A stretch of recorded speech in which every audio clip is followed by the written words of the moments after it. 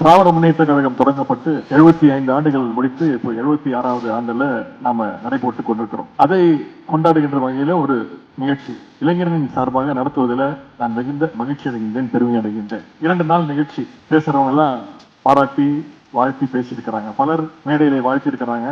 பலர் நேரில் சந்திக்கும் போது சிறப்பான முயற்சி அப்படின்னு பலர் வாழ்த்தி இருக்கிறாங்க. பலர் வாழ்த்தி இருந்தாலும் மனசுக்குள்ள ஒரு சின்ன வருத்தம் இருக்கலாம். மனசுக்குள்ள திட்டிருப்பாங்க, இப்படி ஒரு நிகழ்ச்சியை நடத்தி 2 நாளா நம்மளை உட்கார வச்சுட்டானே. அந்த சிலர் யாருன்னு குறிப்பிட விரும்பல. இருந்தாலும் இந்த நிகழ்ச்சியை ஏற்பாடு செய்தது, நடந்தது எல்லாமே காலத்தின் கட்டாயம் கருதிதான் இன்னைக்கு இந்த நிகழ்ச்சி நடத்தப்பட்டிருக்கு.